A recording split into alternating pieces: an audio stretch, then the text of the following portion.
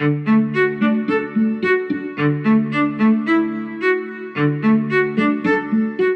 right, so we're backstage for Wizard of Oz right now at the Croswell.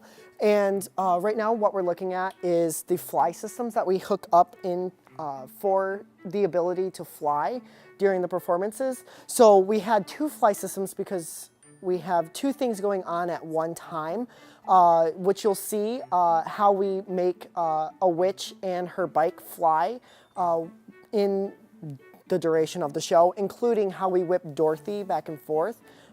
This is basically how she does it. And so we had stagehands go on and actually attach the flies to her, and they just whip her up, and it's intense how the tornado and everything happens and how we make everything fly. So if we go this way, we kind of see the stage in all of its entirety, the little bridge that we use for the yellow brick road, and the different sides of it. As we keep going, you see how we lay out the stage, how we store all of our set pieces and props that we use. A lot of this is recycled from past shows, such as this piece. Of course, it's not turned around, but this is the wizard's door to get into Oz. And so it's cool to see how we turn a once was really dark brown set into a bright green and yellow. And so it's cool to see how we start to develop those kind of props. As we keep going, you can see we're going into our shop right now. And here we are at our bikes. This is the one that we actually make fly. So we have to attach one of our flies to the bike and one to, of course, the witch, because we don't want her falling. But this bike in particular is the one that I had the assignment of constructing and painting. So a lot of it was taking the entire bike apart and spray painting only the parts that needed to be black, including going out and actually getting a basket, kickstand. This bike was worn out and used to be actually bluish greenish. So it's really nice to see how it was developed, including the other bike that was also spray painted. This is the actual witch's bike that thankfully stays on the ground. So as we keep going, you see these chairs that I also built. So it also helped me include different traits that other professions include, like upholstery.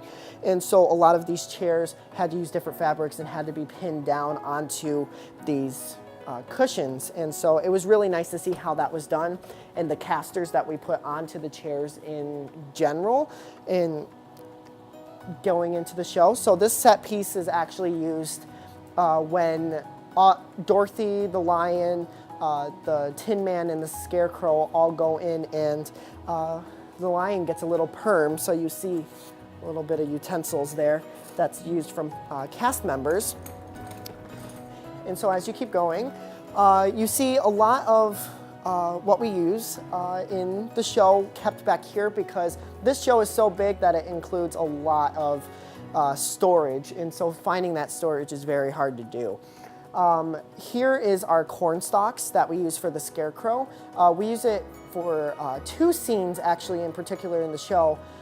If you come and see it, we have a blank side of corn, and then we have a green side of corn.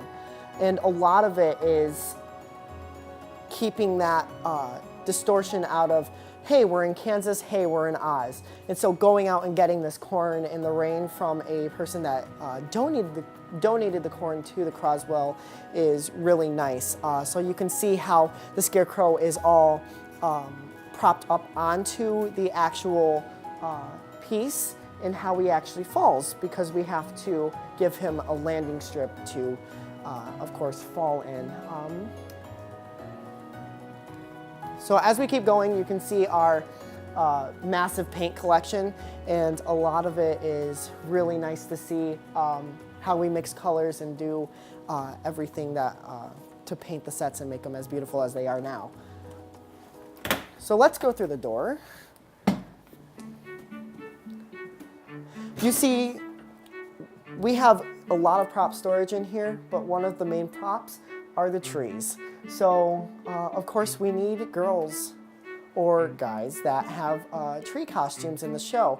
And in the actual movie, they had full body trees. Well, we don't have that. We actually have tree hats that have apples that detach by Velcro and can be thrown at Dorothy and her gang as they're continuing their way to Oz. And so it's really nice to see how they all come together. And so these are hats that go on the actresses that throw the apples. So as you see a ton of the props here. It's just a big abundance, and it's nice to see all of the different things that we include into the Wizard of Oz going into the props, and what I do here at the Croswell for my custom class. All in all of these props, all of the fog blasters, every set piece just gives you an idea of how how it's different from other classes. Well, the Croswell, this is my classroom.